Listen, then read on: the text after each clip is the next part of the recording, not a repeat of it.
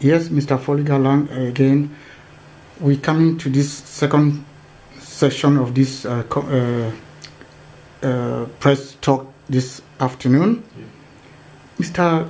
Chairman of the CRP and an entrepreneur in the United Kingdom, you are an inspirational figure. You have a lot of dreams for your country, as I said earlier on. Yes. Cameroon, there are people being slaughtered in Cameroon today, I will speak. Both from the government side and the southern Cameroon side. People are dying day in, day out. People are in the bushes. People have fled their homes to other locations within the country for safety. A huge population of the southern Cameroonians are Nigerians. Some have been managed or successfully crossed the African continent, and they are finding solace and comfort abroad. What is your take at this very crisis moment in Cameroon? First of all, it's painful, very painful to think about. Just painful because people are dying, people are being killed, and the people that think that they're running the country don't care, and other political parties don't even bother. They're still going in for, say, they want to campaign after they see blood flow all over the southern Cameroons and even in part of La Republic of Cameroon. They see blood flow all over. They're killing themselves. It's painful. It is not something somebody with good initiative, somebody with a good mind will need to see, would like to see or hear. I follow these things daily, on day-by-day basis, on all forms of media. I speak to other political organizations and in neighboring countries and maybe in and around the UK to see what they think. All the whole international community is lukewarm. The structure of the fight is not organized, and it brings about a lot of killings, because what I have deduced from my own reasoning is that when wise people keeps quiet, mad people take the streets. And when mad people take the streets, then innocent people suffer. And that is what is happening in Cameroon. The wise people that can run the country has kept quiet. Mad people are now running organizations and running things, and innocent people are now dying. I'm not ashamed to say this. It's painful for me, and I know it must be very painful for you, and I don't see anybody who is reasonable that it's not painful to see the amount of death that are happening in Cameroon. But when I look at things, who is behind the killings? Is it the Southern Cameroonians or is it the La Republic of Cameroon? Last week, I spoke to one of American official. I always speak, and he said that, you know, the issues that are happening in Cameroon is that everybody is lying. The government is lying, Southern Cameroonians are lying. So they are stuck in the middle. They can't know where to follow. They cannot only depend on their investigations, but they need to see a bit of truth from one side in order to even start where they can help. It's a difficult moment, it's a difficult situation, it's a difficult position we stand on. Because people do things without seeing them. You need to see things before you do them. That is my doctrine. And I've stood on that doctrine forever. And I'm successful in my things I do. I'm happy with them because I need to see before I do. I need to see before I act. Before I run away from any happening, I need to see the direction it's coming from. I cannot just run without seeing where I'm running to. What is happening in Cameroon is because people are fighting for positions. Southern Cameroonians thinking that becoming president is as easy as ABC. Becoming a leader of an organization, a leader of a country is as easy as ABC. This is not about Facebook likes, 100,000 Facebook likes, 200,000 Facebook followers. This is not what we are looking for. And this is what, as innocent and ignorant as Southern Cameroonians are, they are killing their brothers for Facebook likes I'm telling you the truth. Simple. Who is behind the killing? What are they looking for? What are their objectives? What are their aims? When is their deadline? Nobody's given. But we got lots of happenings in Africa. Cameroon is not the first country to fight. Other countries struggle for this. They died, but there was an objective that we are following this and we have this aim. When we get what we are following, this is what we are going to put in place. But people are going creating strange things, putting strange messages, division amongst them. We got different factions fighting different things and different things.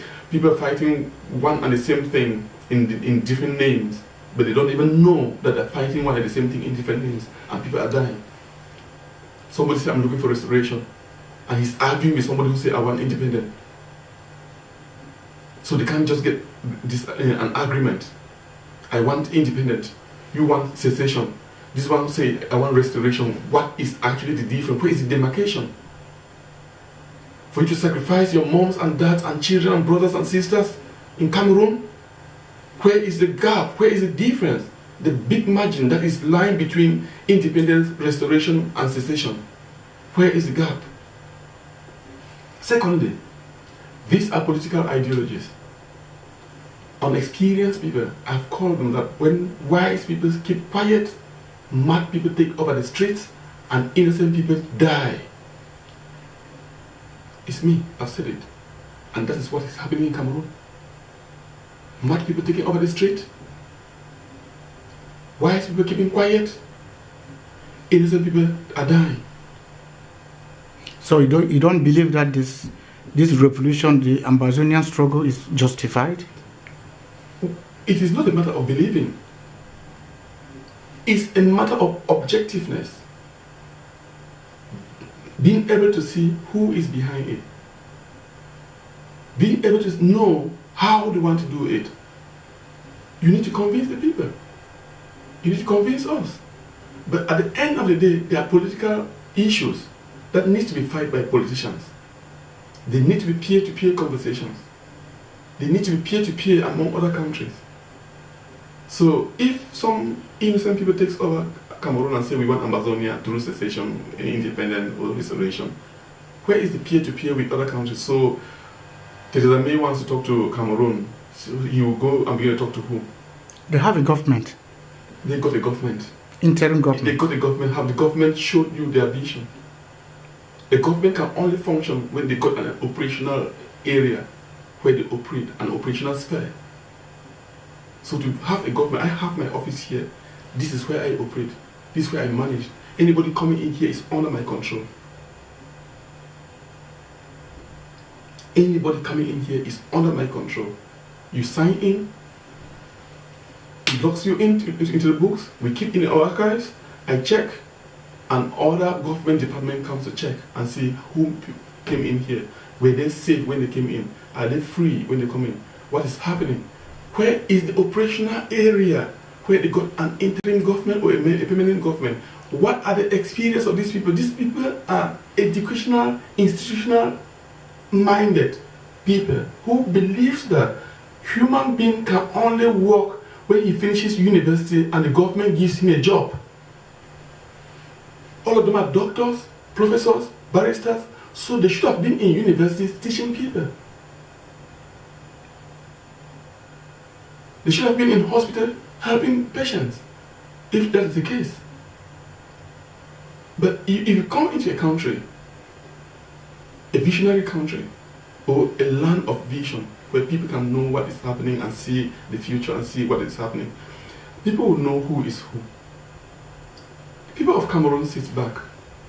When you listen to Agbobala speaking, you listen to Maurice Kamto speaking, you listen to Mona speaking, you listen to the Amazonian speaking, you find it's baseless. These people are crying for, they're taking our petrol away, they're taking our bananas away. They're crying for petrol. Indian got petrol, this one got petrol, this one got bauxite. What do you want to do with bauxite? Common drinking water. People don't have. You are crying for bauxite. Are you mad? Are they mad? cry for bauxite when people don't have water to drink. The streams in Cameroon flow and empty into the sea. The sea don't need this water. People need this water. They empty itself into the sea completely. Mankind in Cameroon cannot think how to create resources over this water so people can just get potable drinking water. A politician in Cameroon starts crying for petrol. When citizens next door, even himself is not guaranteed to drink water. He's crying for petrol, crying for bauxite. Free gift of nature. God is flowing it out empty. It goes into the sea. It's a sin. Empty. Children are dying for drinking water. Kamto sits there, Abobala, and those people, they sit there and begin to cry for petrol. If they're not mad, why do you think the Amazonian has to succeed if we have such people? Why do you think the Amazonian has to succeed if you have people that are trained on things that not even prove their experience on? Then they want to be experienced in running a country. Why do you think that I have to believe in Amazonia? I'm in pains. I have blood in my eyes because my people are dying. But mad people have taken the street. Innocent people are not dying. So we have to call them attention. We need to recognize our environment. We need to recognize our people. We need to know who is who in the community, who is who in the society, who can do what, who cannot do what, who can do what.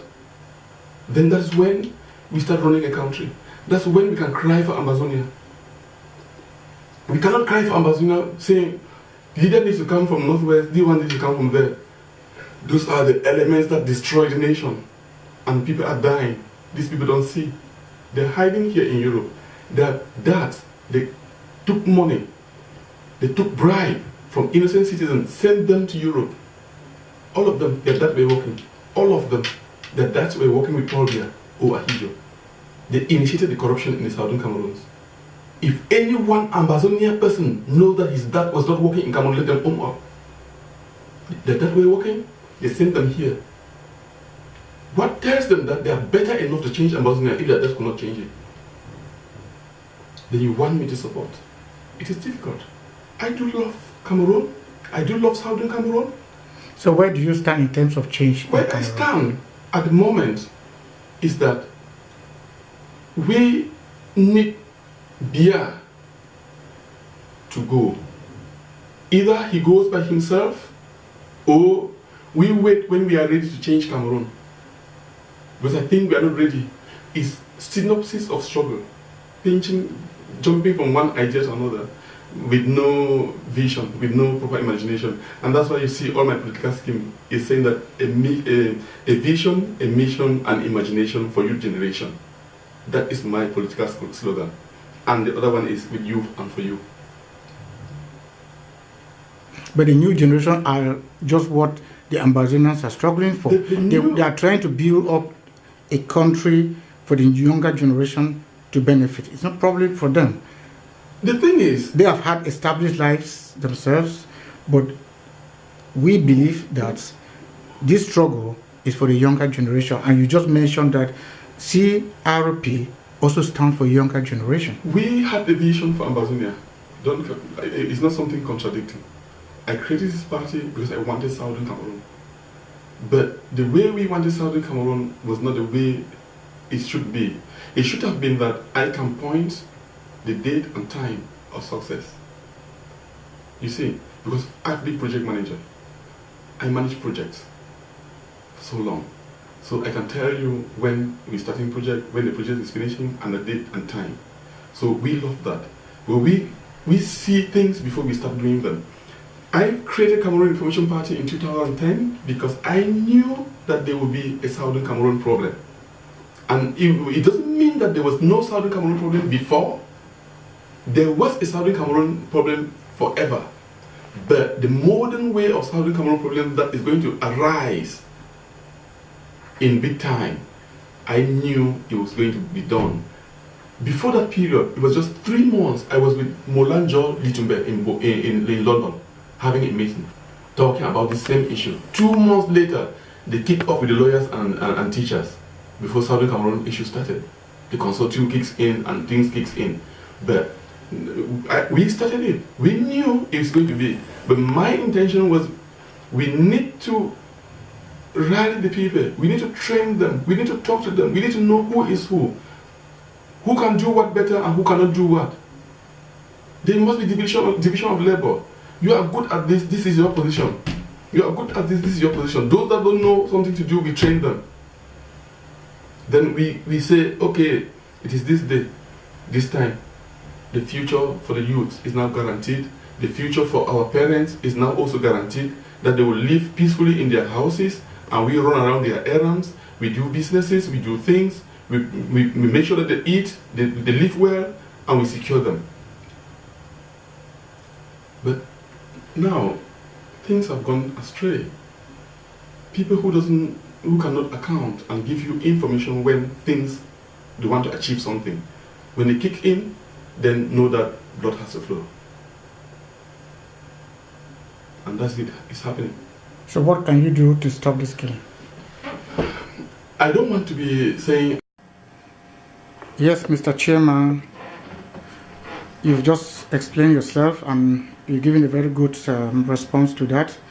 But I equally still want to know, because this issue of this killing, burning of houses, looting of properties, people have fled their villages to other internal locations and abroad for safety and protections. It is so frustrating to see that the international community is not responding the way it should.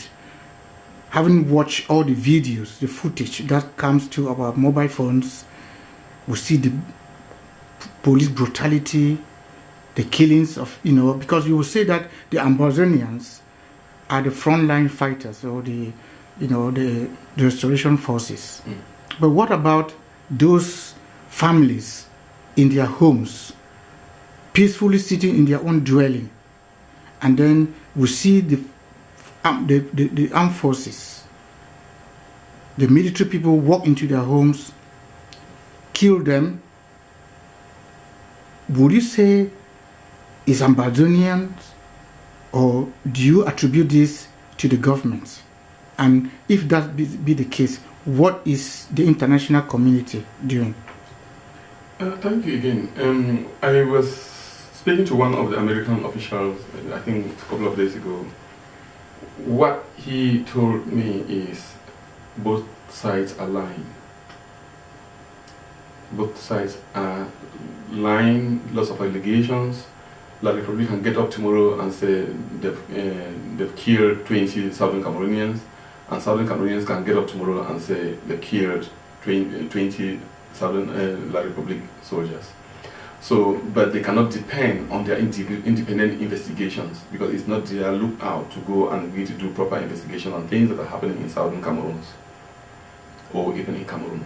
But at least one of them should have been speaking the truth, or at least portray a truthful image. Southern Cameroonians are not experienced enough to go into war propaganda. So you don't fight freedom with propaganda. It's not like where we had Syria and they're fighting towards Assad, and we know it's an established army, having a spokesperson, having their leader, and they are in the country and fighting. So it's different with Southern Cameroon. So if there is propaganda, they need to try to get a propaganda mission which is different from attributions, so that it's easy for the international community to know where they stand, and it's easy for us to know where we stand in response to international community. So if we don't portray a genuine and transparent image, the international community is still difficult to come. It's a matter of diplomacy. It's a matter of sacrifice of their own children, and it's a matter of sacrifice of their own boys and resources to come into Cameroon, or to give their resources to people that are not experienced enough. So when we are doing this, we need to be thinking as well that propaganda machines, or just getting an elusive propaganda through Facebook or WhatsApp or those things, it kills the struggle, because we don't have a proper propaganda system, and we don't need it for Southern Cameroon. We don't need it. That's the first thing. For me, at the moment where the junction of the struggle is in the middle, they are fighting and they are killing and people are running away, we need to think, who is real responsible for Southern Cameroon? Who wants to take responsibility that this fight is my fight? I am the leader of this fight. I've mentioned before, synopsis of struggle, synopsis. Pick one here, drop one here, pick one here. They have no correlation of ideology. What they want to achieve and what they want to do. That's where there's bloodbath. That's where there's bloodbath. I've told you there's no vision. I've also mentioned that when mad people take the street, when wise people sit quiet, innocent people die. And that is the same thing. The people that are fighting in the street in Southern Cameroon, they have hopefully waited for the government to give them jobs. Because they think that all what they know in their head from school is for the government to provide them jobs. Nobody's told them that you need to be creative. And now they are dying. The people that sit out here and provoke the fight in Cameroon are the same people that their dads corrupted Southern Cameroon, they corrupted Cameroon, taking bribe from police to gendarmes to soldiers to whatever, to customs, to teachers, to lawyers, taking bribe. From political parties, nobody wants to declare himself. Who am I? Where is my money? How is it? How much is it? Where did I got it? What do you think that I can do? We are living in an open society.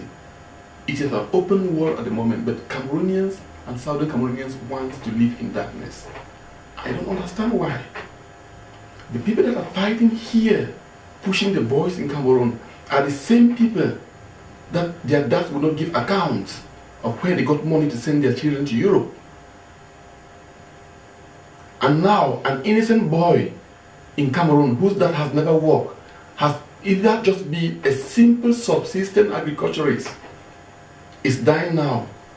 But somebody's dad collected money from bribe, from police, from gendarme, from custom positions, and sent his son to Europe, and his son gets up now and says, I want to fight for Amazonia. And they create these names, they create these things. The thing with Southern Cameroon is that if they want to succeed, they should go back from scratch. If they want this fight to achieve, they should go back from scratch. Differentiate the fight. Find out the purpose of the fight, the nature of the fight, how we have to fight it, who will be in charge, where will the person be staying and living, how will the person get income if he's going to be in charge of this fight, who is going to protect him. Then we can fight this fight. But do you think that such approach will be visible when the government brutality is there, you know, to stop any action being taking place in Cameroon? This is a political fight. We got political organizations in Cameroon. We got political organizations in Southern Cameroon. We got political organizations in La Republic of Cameroon. These people who are thinking that they will achieve overnight is good. It's good hope. But is there any vision? Is there any line of success? They should go and think that this country got organizations that are meant to be doing things. How can they join these organizations? But most of them have been banned. Like the SC has been banned. Most pressure groups have been banned. And Amnesty International has been threatened if they continue to publish materials that jeopardize the security, you know, the integrity of the Cameroon states. You know, the American ambassador, you know, when live spoke to the media, yes, after a visit to the Unity Palace, yes, granted by the president. He came out, he spoke to the media, you know, he was blunt to what he had, the discussion that he had with the head of state. So he was being threatened. We read all the reports. So do you think that, you know, if this struggle, these people who are masterminding this struggle, yes, the people who are at the forefront of this struggle, they want to be an institution, would they be able to build it in Cameroon? We have got more difficult countries that have had more difficult situations than us. They've not got even a genuine situation or genuine case like Southern Cameroons. They did their thing the way the thing is more of strategy. The thing is not about dwelling on the typical sides, but we dwell on the redemptive path, the path to success, the path of courage, the path of confidence, the path of our abilities. But we are dwelling on the path of failure, that because the American ambassador came out and spoke, it means that we will not be able to. Those inabilities are those that kills humanity. Yes. But where the American ambassador comes out and speaks, then somebody takes off from there and gets to another level. It means that he is a springboard to inspire somebody. Say, you say it's difficult, or they are cheating you, then I'm the one now who is going to take this thing to another level.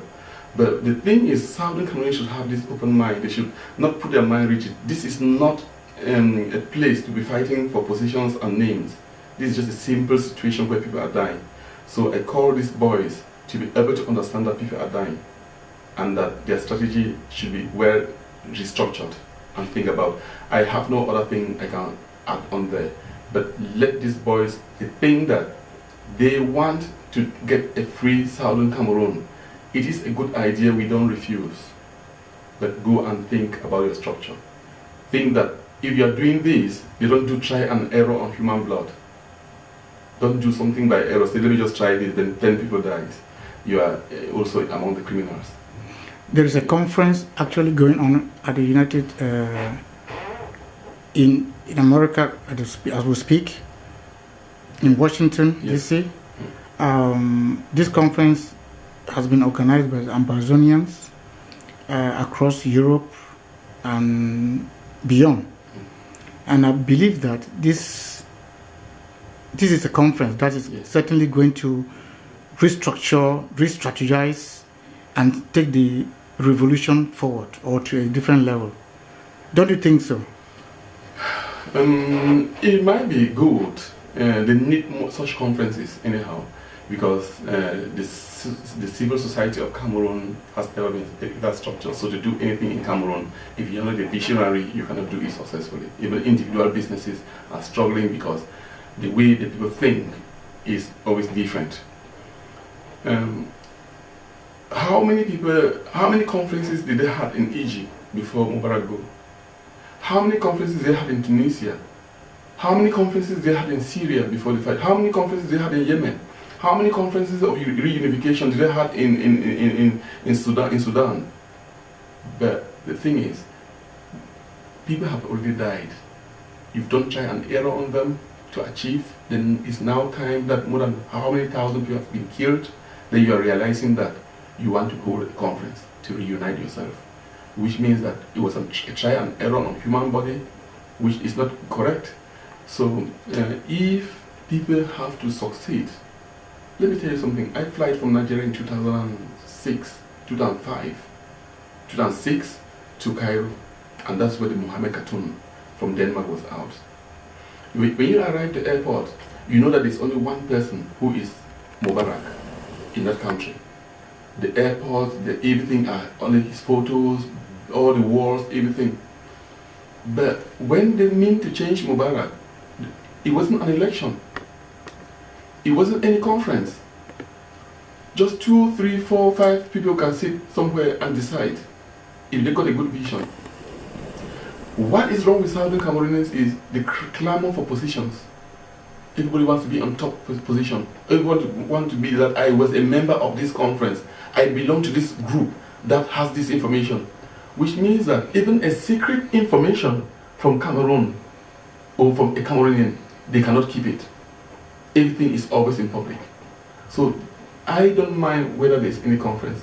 I am here, I am not an I am just here simple to help, to advise, to show them the way if they can only see, to tell them the right things if they can listen. I will never be the enemy, and I will not be the agent provocateur. I will be the person who is willing to tell them the right things. Thank you. Yes, Mr. Chairman. Let me take you a bit backwards. In terms of the head of state, President Paul Biya's regime. This is a man who is 86 years of age, and he's been ruling for decades, for 36 years now. Yeah. There's quite a lot that has been happening during his era. We understand that there's quite a lot still to happen. A lot of police brutality, a lot of kidnapping, a lot of arrest, and being detained in different locations in Cameroon.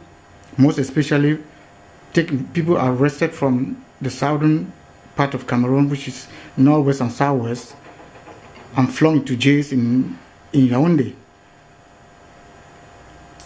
Are you saying that they are not the security in these regions are not capable enough to handle these detainees, that they have to take them to Yaoundé? Only in Yaoundé? Must everything happen in Yaoundé? We've seen it quite a lot, Mr. Chairman, during Biya's regime.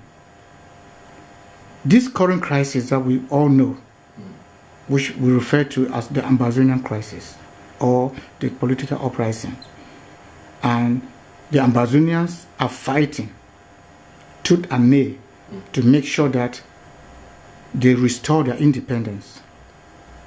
We understand that the Ambazonian government or the interim government has has people who are been masterminding the struggle. We saw the kidnapping in Nigeria, where the leaders were arrested in a hotel in Abuja and flown overnight to Yaoundé. As we speak, we don't know the state of affairs of these people. So what is your position to this, all these arrests, detentions, both internally and externally? Even now, as we speak again, we read and understand that, Atanganji, who is the new administrative minister, territorial administration, is giving instruction that, or he has sent threatening words to the people in the diaspora who are masterminders of this struggle, that they should be prepared that a flight will be taking them back to Cameroon. These are not words that you can just ignore, because it has happened. It happened in Abuja, as I just mentioned. These are all people who were sitting in a confinement. They were all looted and flown to Yaoundé. So it's a possibility, even though the environments also differ. But what's your position in this? It's a pity as well. I've never supported people to be kidnapped. I've never supported people to be killed. It's always been, I've denounced those killings several times. I've denounced those kidnappings several times. But far back, I did try to inform, first of all, the Southern Cameroon leaders that were in Nigeria.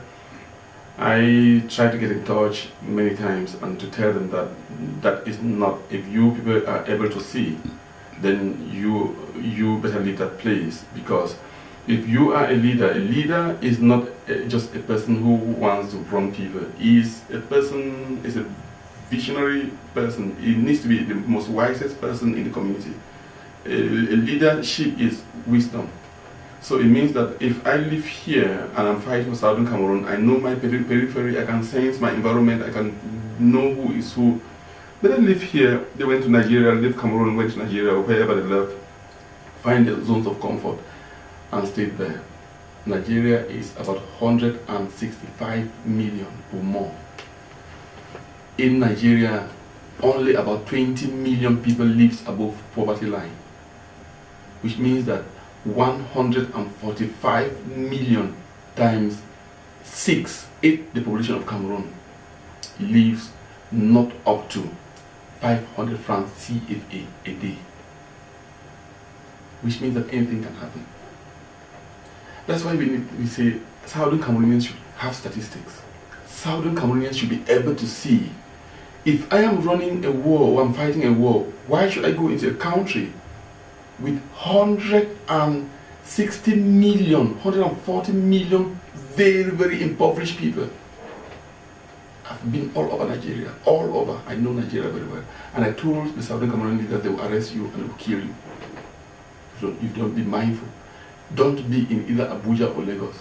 The fight you are fighting is not political. It's political, but you are not politicians. You do not indulge yourself into political scheming.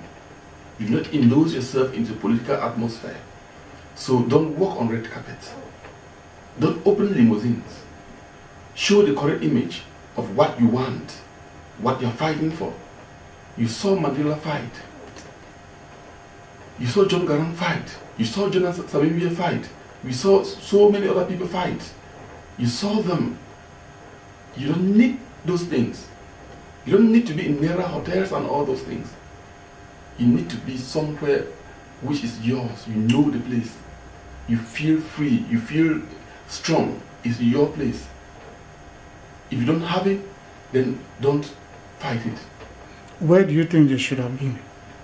My first advice was, if you want to be in Nigeria, don't share power or capital city with the president of Nigeria. That was my first advice. Yeah? Don't share the capital city with the president of Nigeria or even the second capital city. You can struggle to make friends with some local chiefs around Ekom and the rest. To cry your struggle will climb the ladder until it reaches Buhari in the right way. But if you want to be in a red carpet in Lagos, where Buhari is in the red carpet, or you have to be in Abuja, where Buhari is in Abuja, you are running the risk, because Nigeria is just 300,000, 150,000 francs CFA. They kill you in Nigeria to collect that money. Even in Cameroon, people kill people for 50,000 pounds. People are suffering. So when they're fighting this thing, they need to think correctly. They need to see people that can train them, that can advise them. They need to listen. They're listening to freedom fighters, to people who are just sitting there on the internet and making loads of noise, and then boys are being kicked off for following some hero. But what the boys don't know what the hero can bring to them. These boys who are kicked off in Cameroon, they should be able to know what their heroes can bring. But these boys are innocent. They're just kicked off. They're flying all over the place. Then these heroes here, they cannot even point what you're going to achieve from this fight and when you can achieve it. They went out to Nigeria, picked them up. We cannot guarantee Issa Kairoma or is it Chiroma, whatever it's being called. You cannot guarantee that he's saying that they're in Cameroon or in Nigeria. Because Nigeria is one of the most dangerous countries in the world when it comes into criminality. About the ones that are kidnapping, beating in Cameroon, taking them to La République, to Cameroon, in French Cameroons. Because we got leaders in Southern Cameroon, we got elites. We got Musobe who was there, we got Achidachu, we got Fundi, we got myself, we got other people. But what do I first said? When the wise people remains quiet, the mad people takes the street and the innocent people die. So, all these people have remained silent. Then they're now coming and picking up their boys and going back with them to French Cameroon, and nobody's coming. Mukete is there, the pickup boys from Kumba. It is his own village. He's there. So what do you want me to tell you? From my own village, they're picking up boys from there and going. What do you want me to tell you? But if these Ambazonian people were reasonable, intelligent, normal people, they could recognize that they got elders, they got people that have political ambitions, they got people that were in politics, and how can we use these people? But because they want to do what we call bypass, political bypass, I want to just bypass Fundi to become president of, I want to become president of Cameroon indirectly. Then they come and stick in Europe and thinking that I can throw stones and become president. It's very difficult. So do you align with President Paul Biya's regime, or do you condemn it? I've strongly condemned. Myself, I've been wanted dead or alive. I was the first Cameroonians to be wanted dead or alive. So Atanganji knows. Yeah, I was wanted long ago, far back. I registered the political party, got the certificate, and then later on I wanted to practice my politics, they wanted me. But it doesn't scare me because it's my mission. I know anything. Before somebody comes into this door, I will see him first before he even opens the door. That's my gift. That's what we call wisdom. I know where I stand. If somebody was to come in here and kill, I'm ready. That's why they wanted me for so long. Monique Kumatike died, and I closed down the embassy. I never closed the embassy because it was either a francophone or an anglophone. It was just a human being. It was just a human being. And that human being became a Cameroonian, was a Cameroonian. And as a Cameroonian, it was my right to voice out. Then the embassy held me accountable and sent my name to Cameroon. So I became wanted. So I have not been wanted till today. I've been wanted for the Southern Cameroon issue before because my politics stands for Southern Cameroonians. But there is a way to get it. To get Southern Cameroonians to be nice and peaceful is to sensitize them. Is to train them. Is to make them industrious. Is to make them stronger. Is to build their minds. Is to make them think correctly. That is my own package I've got for them.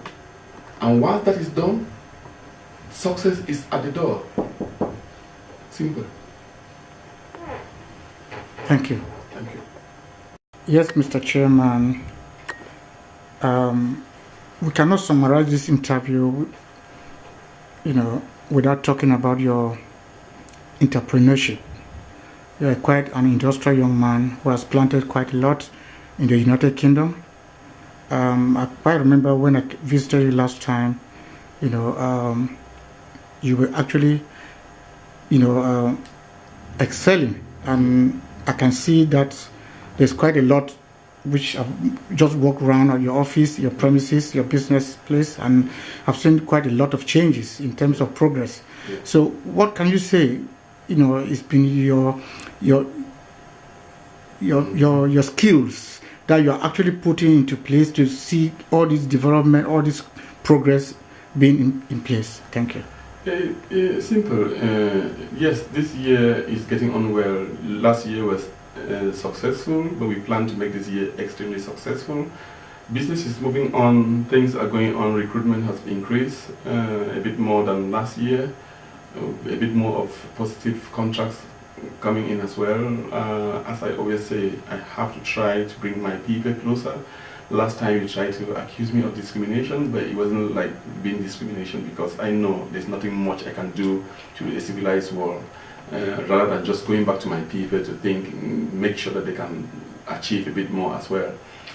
We have expanded into other sources. We used to do healthcare staffing, like a recruitment agency, cleaning staffing, and like a recruitment agency and contract cleaning for big firms and so on.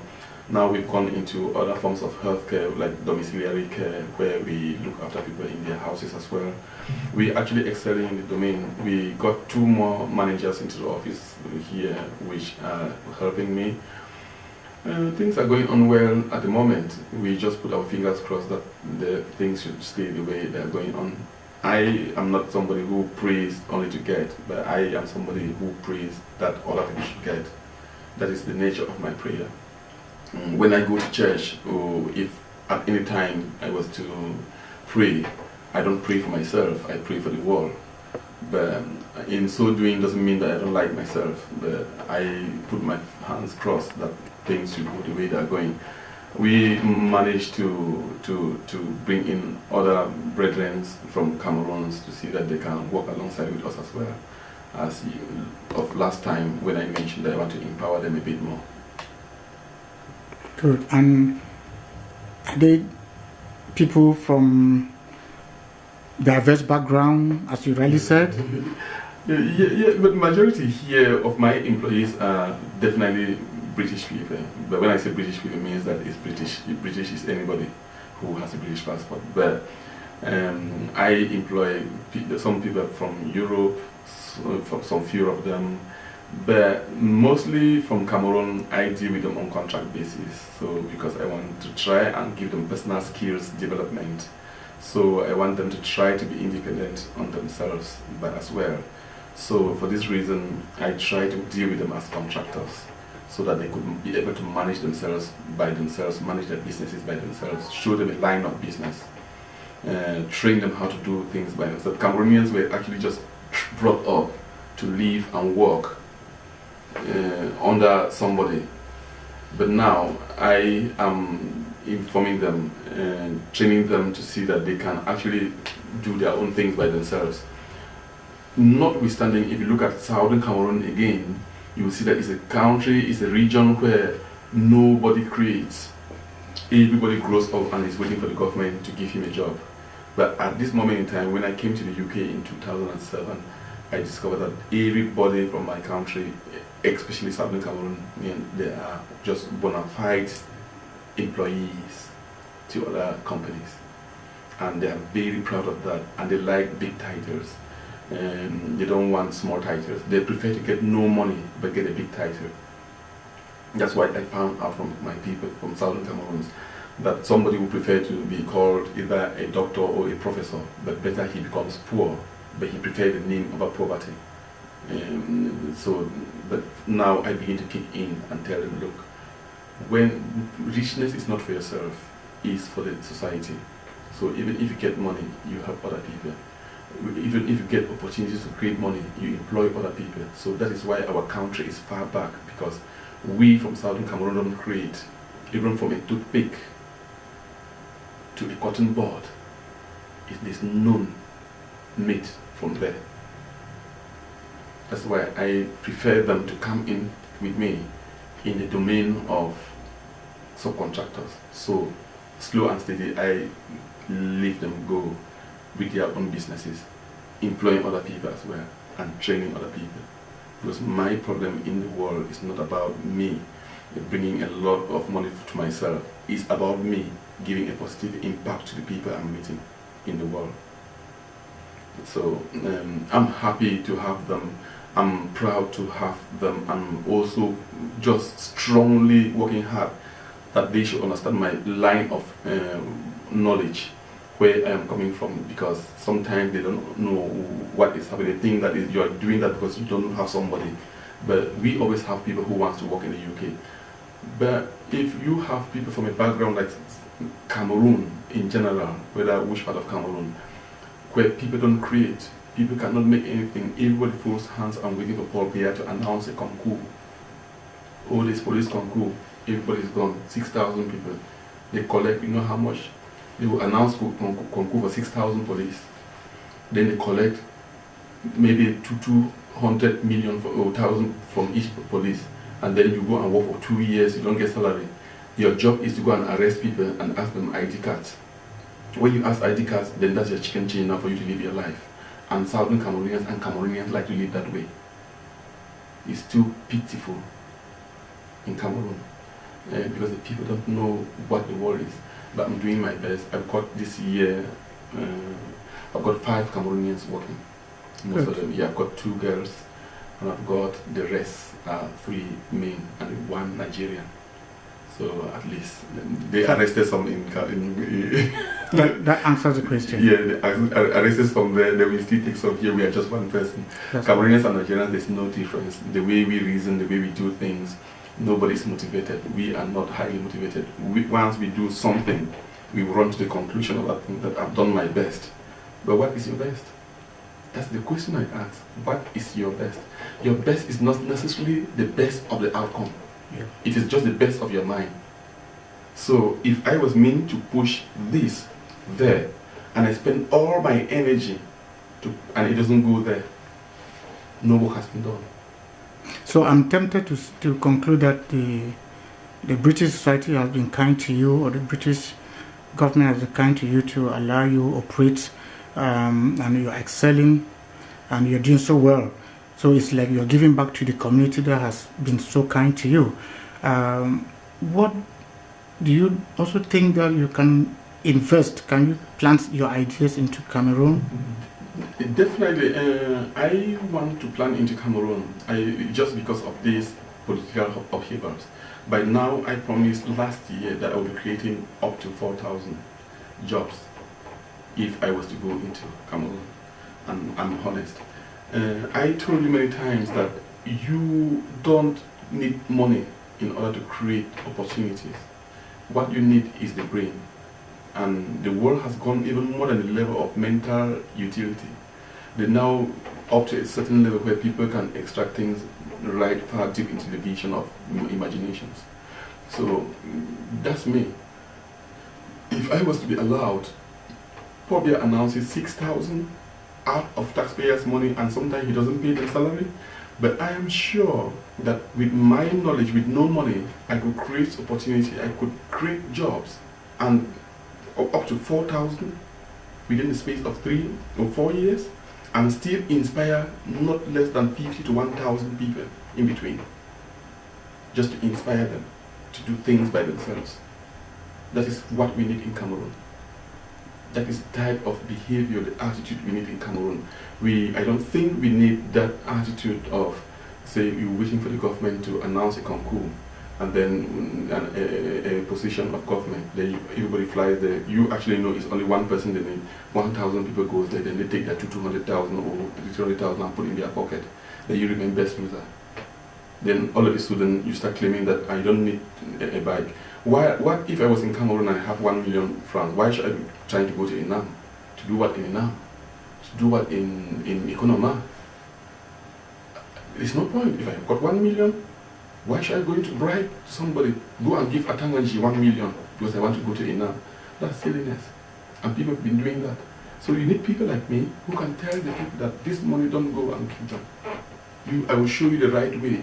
If they launch Inam today, and then people start queuing up to give money, I can tell those people that don't give you money, come to me with your money, keep your money away, and I tell you some little secrets. Where before that man graduates from Inam, you are on top. You're living your life better than him. That's me. It's simple. That's very good. Thank you. Yeah, thank you. Yes, Mr. Foligar Lang, you've spoken quite a lot, in terms of your political ambition and political aspiration, and also in line of your business. But in conclusion, what advice would you like to give to your brothers, your sisters, to the world that you face in terms of political development, entrepreneurship, any line of action that you think you can give or direct your younger ones to grow and excel? Yeah, the first thing I would quote from Nelson Mandela will be that success is worthless if it doesn't contribute to humanity. That's the first thing. So if people are struggling and they get opportunity somewhere, they shouldn't use their position to influence negativity. They shouldn't use their position to achieve things that they could not achieve if they were not in that position. They should use their position positively to impact the society in a nice way. Creative ideas, supportive, where somebody cannot work, somebody cannot do anything, some people are struggling. Those of us who are professional nurses, healthcare assistants and all that, if we go to Cameroon, we should try and make an impact on our people.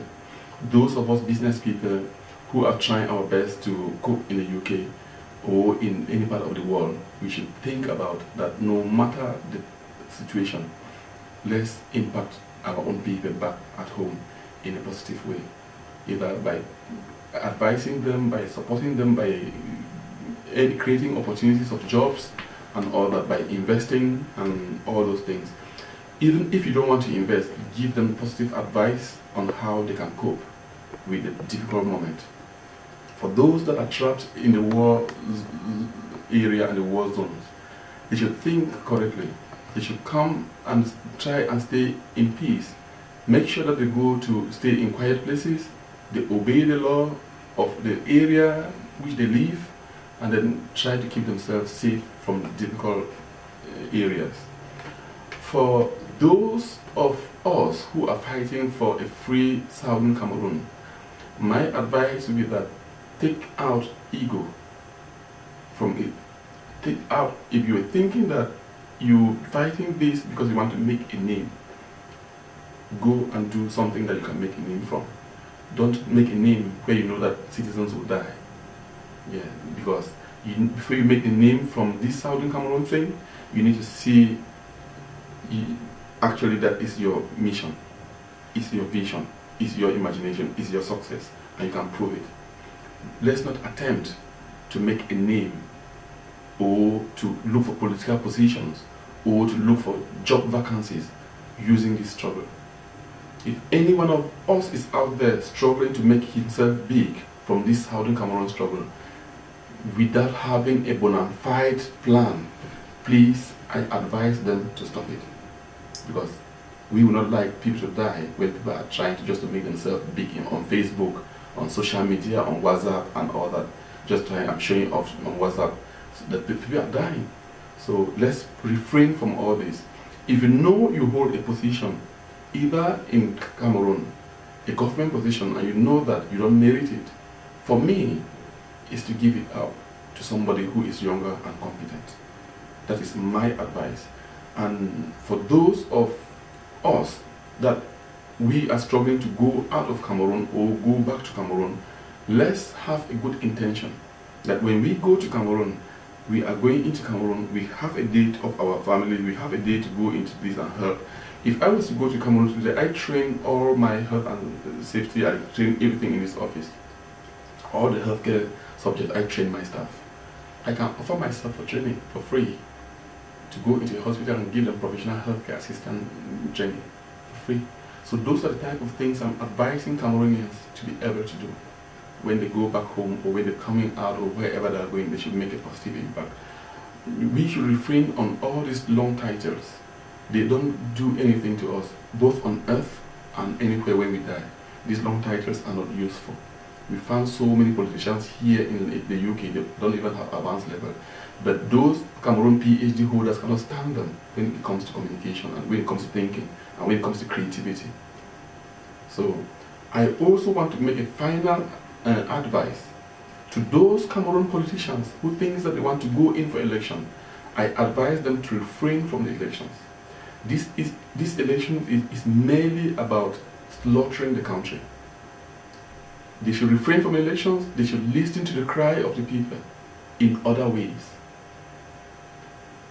In other ways, not to go and stand against the people when they are dying for elections. That is what I've got for Cameroonians. Thank you so much. Well, I will summarize by saying that it's been a pleasure speaking to you this afternoon. The chairman of the CRP, Mr. Foligar Lang, and also a business magnate, in terms of healthcare development in the United Kingdom. It's been a pleasure speaking to you again, for the second time.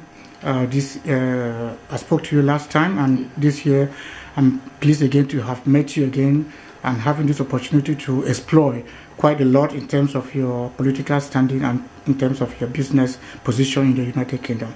So I'm the Star newspaper represented by Mr. Innocent Fowon from the UK representative, and I want to say it's been a pleasure talking to you this afternoon. Thank you. Thank you so much.